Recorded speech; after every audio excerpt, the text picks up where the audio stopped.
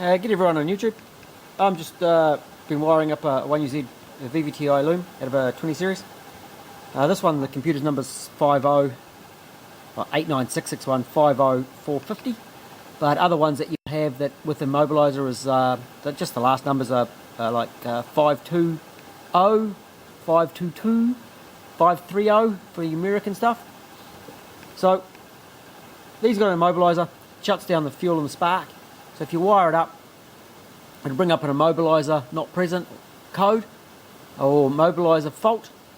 If you're just flashing codes, it'll give you a code 99, and it'll sort of fire, and then it'll stop almost instantly, and you'll have no spark, no fuel. And if you don't turn the key off, you try to crank it, it will it won't fire at all generally.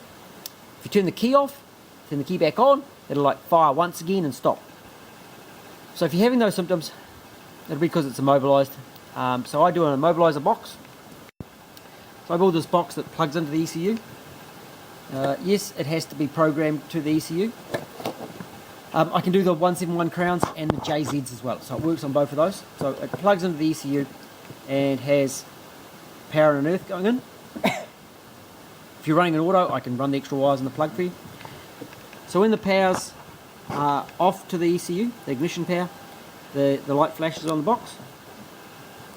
And then when you want it to go, we power it up and the light goes off and that ECU is ready to run, showing the box is ready.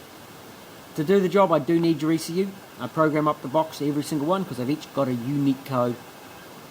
So I'm not going to go without it. So that's just a wiring job I've been finishing. The relays and fuses, so it's fairly in depth. It's part of the vehicle as well. It's going into a hot rod. But if you're having trouble with your Immobilizer, get in contact. I can sort them out. Cartoon company in New Zealand, and we'll get those vehicles running for you. I hope that's helpful.